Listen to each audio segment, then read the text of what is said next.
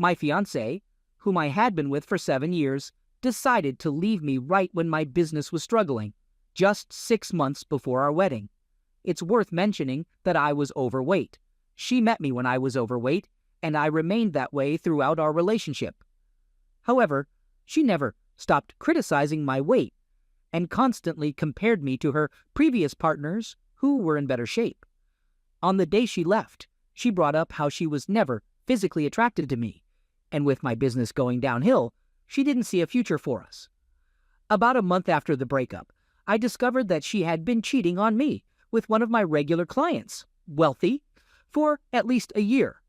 For the next 3-4 months, I went through an intense period of pain and sadness like I had never felt before. But then anger took over, and along with it, a strong desire for revenge. You see, I'm a hands-on kind of person, and I believe that gaining knowledge is crucial to achieving results. So, I embarked on a mission to educate myself as much as possible about fitness and apply it to transform my own body. To cut a long story short, I became completely obsessed with fitness. In just 3 years, I managed to go from weighing 450 pounds with over 55% body fat to a lean 200 pounds with 7% body fat and a solid physique. The remarkable thing is that throughout this entire journey, she had no idea of what I was doing or what I had accomplished. After 3 years, I made the decision to move to a different country. I'd closed down my business and wanted to pursue a better future elsewhere. A few months after settling in the new country, I received a surprising request from a major newspaper back in my home country. They asked me to give an interview for an article about young immigrants. Unbeknownst to me, the photo I provided them with ended up on the cover of the newspaper. Suddenly, I started getting tagged on social media, and people who hadn't seen me in a long time couldn't believe their eyes. The news spread until it reached my ex-partner's ears. It turns out she went and purchased the newspaper, and a mutual friend who happened to be there witnessed her shocked reactions. Her jaw literally dropped to the floor, and she couldn't stop asking how this could be possible and if the photo was real. I later heard from friends that she was complaining to everyone who knew us. By the way, I'm planning to compete in a fitness competition within the next year or so. So yes, I'll be sending her a signed photo, even though I've completely moved on from her. Consider it revenge number 2, currently in progress. Once I settled in the new country, I met a girl and fell deeply in love with her. I hadn't been in a relationship since the previous breakup because I had trust issues and was too focused on my fitness journey to pursue romantic interests. I was introduced to her through a relative, and she seemed perfect to me. It took some reassurance from her to regain my trust in opening up emotionally. Before long, I started envisioning a future with her, and we entered into a committed relationship. However, she wasn't the easiest person to be around. She tended to be judgmental, immature, had OCD tendencies, and possibly had borderline personality disorder. She struggled to express her feelings openly and had unconventional views on relationships, marriage, and having children, whereas I was very much in favor of marriage and starting a family. Her lack of experience in serious relationships made things more challenging. Despite the negative aspects, she had some wonderful qualities that kept me holding on. There were times when she could be incredibly sweet and caring. Anyway, the relationship abruptly ended after 4 years when I proposed to her, and she couldn't bring herself to say yes.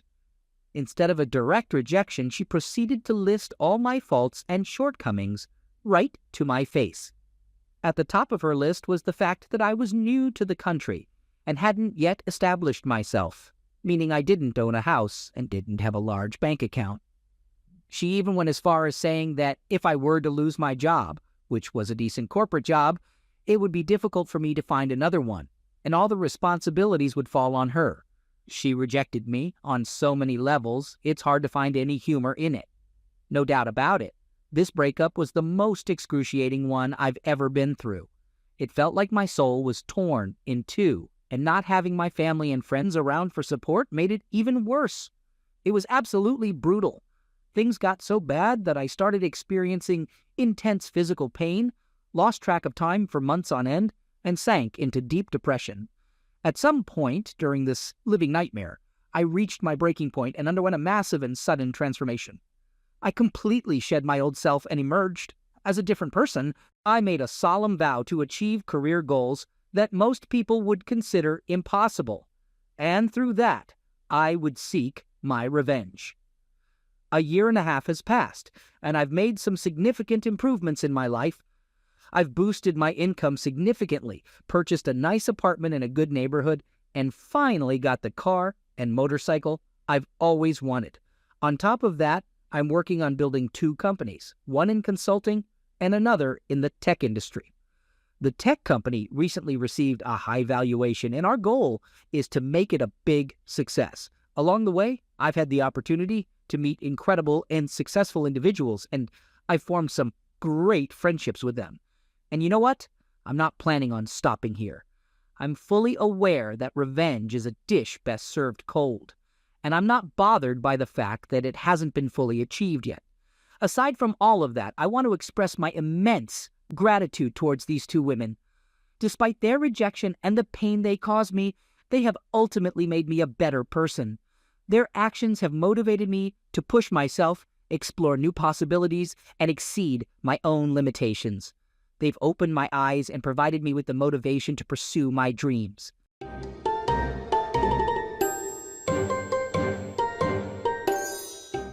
Second story, it's been 5 weeks since the day everything changed for me, and I've been on an emotional roller coaster ever since. My wife and I have been together for 23 years. We're both in our early 60s and were previously married. We got married 5 months after being introduced by one of her sisters. Throughout the years, we've faced a few challenges, but we've stayed strong and overcome them together. Our relationship has only grown stronger over time, and now we're empty nesters who spend a lot of time together and have an active and satisfying bed life. We got married when she was 37 and I was 40, so we both knew about each other's romantic past, and it has never been a problem for us. Throughout our years together, we've occasionally shared stories about our pasts, but it was never forced or necessary for us to ask questions like, "How many people have you been with?" or delve into explicit details about our previous experiences. However, about 2 months ago, something changed, and we started having more casual conversations about our past relationships and partners. My wife, in particular, seemed to have a strong urge to share everything she could remember about her own experiences. I found it all quite fascinating and enjoyable to hear. She had some funny stories to tell, and some of it even sparked my interest. We kept sharing stories for a couple of weeks until one Saturday morning. She was doing her hair at her dressing table while I was lying on the bed talking to her. After finishing a story, she said, "Well, I think I've told you everything about my past. You probably know more about me than anyone, except myself." I could see her reflection in the mirror, and she could see mine. I chuckled and half-jokingly asked, "So you've never cheated on me?" Her expression changed. Her eyes looked away, and she mumbled, "I can't answer that." Then she added, "But I can't lie to you either." What she revealed next shattered my heart and destroyed the sense of security I had built over our 23-year relationship. Her story goes like this. A few months after we got married, she had to travel to Florida for a custody hearing with her ex. She felt incredibly nervous and scared because she had to represent herself in court, while her ex had hired a powerful attorney. The plan was for her to fly down the day before the hearing, spend the night at a motel, attend the hearing early the next day, and then fly back home in the evening. On the day of her trip, she landed in Florida, picked up a rental car, and drove to the motel where she had booked a room. She intentionally chose a motel near a beautiful beach she used to visit when she was still married to her ex. My wife really enjoys strolling along beaches. They bring her a sense of peace and tranquility. On that particular day, she made a stop at a liquor store on her way to the beach. The upcoming custody hearing had her feeling incredibly anxious, and she thought a little rum might help calm her nerves. She wasn't a complete teetotaler, but also not a heavy drinker. She spent a couple of hours walking on the beach, sipping her rum, and at some point, she realized she was feeling quite buzzed. Then she remembered spotting a cute little diner not far from her motel and decided to go there for a meal. When she walked into the diner, it was nearly empty, so she chose to sit alone in a booth. A little while later, a guy she described as good-looking with gray hair walked into the diner. She guessed he was around 45 years old. He sat in an empty booth across from her, and they exchanged greetings. While they were eating, they started chatting. He came across as a really nice guy, and she found out that he was a professional photographer who loved his job. During their conversation, he asked if he could join her in the booth. She didn't see anything wrong with it. I've told her that I would have been suspicious at that point, but she believed he was harmless and enjoyed having someone pleasant to talk to instead of going straight back to her hotel room and being alone with thoughts about the next day. I should mention that my wife is naturally trusting and tends to see the best in people rather than assuming the worst. I'll spare most of the details, but she ended up sleeping with him. She recalls that they drank a lot of wine. She's not using that as an excuse. And at some point, he started kissing and touching her. At some point, he suggested they take a shower, possibly to sober up both of them because she vaguely remembers being quite drunk and the shower water feeling cool or cold. Once they reached his bed, she says he was too drunk to fully perform, so he couldn't get it in. Whether that's true or not, or whether she's just sparing me that detail, I'll probably never know. However, she has admitted that he was touching her all over, and she did some BJ to him, so she's probably telling the truth. The images in my mind have been torturous. She says that by the time they reached his bedroom, she realized she was doing something very wrong. She thought about backing out, but he became quite aggressive, and she realized she didn't really know him at all, so she decided to just give him what he wanted and get it over with. She says he fell asleep soon after and started snoring loudly. That's when she quietly got off the bed, got dressed, and left the house without waking him up.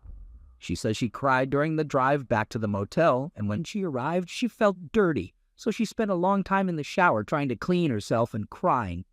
I've learned that some betrayed spouses prefer not to know the details, while others, like me, feel a strong need to know everything. I've asked countless questions, even though there are some things she doesn't remember due to the passage of time. However, since she first told me about it, she has been completely open to answering any question she can. I understand that many of these questions have been difficult for her to answer, and the answers have been painful for me to hear. And nevertheless, she has fully recognized my need and right to ask them, and has been patient in doing her best to provide answers. She has apologized many times and is committed to rebuilding my trust in our marriage. She admits that, although she doesn't think about that incident often anymore, it bothered her greatly for a long time. Whenever it crossed her mind, she wanted to tell me, but was afraid of hurting me. However, when I directly asked her that morning, 5 weeks ago, if she had ever cheated on me, she couldn't lie. She swears that she has never repeated such actions, and I have no reason to doubt her. There haven't been any signs or suspicions of anything happening since then. She has repeatedly taken responsibility for her actions without making excuses. Even though it's been more than 20 years since this happened, it doesn't make the incredible shock, pain, anger, and disappointment I've been feeling any less intense. When she disclosed it to me, it felt as if it had just occurred the night before. She acknowledges that even though she's had over 20 years to come to terms with it, for me, it feels fresh and painful. As I mentioned earlier, the intrusive thoughts have been terrible, although they now occur about 8 or 10 times a day instead of every 3 minutes like they did initially.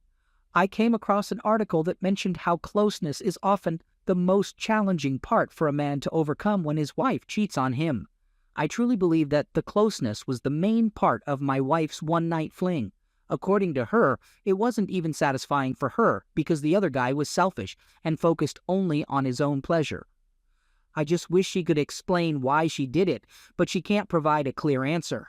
If she told me that she was incredibly attracted to him, and since she was far from home and wouldn't see him again, she decided to have a casual encounter, I might understand to some extent. However, she sincerely insists that she had no intention of engaging in closeness with him when she went to his house. She believes alcohol played a significant role, but she emphasizes that she doesn't want to use that as an excuse. She acknowledges that what she did was wrong, regardless of whether she was drunk or not. In a strange way, I consider myself fortunate when I compare my situation to others here. My wife had a one-night fling with a guy who lived 1,200 miles away from us. There was no ongoing affair or emotional connection involved. She never had any further contact with him. She can't provide a clear explanation for her actions, but she doesn't try to make excuses for what happened. She emphasizes that it was a one-time occurrence and not something she did before or has done since. I love her deeply, and I know she feels the same way about me.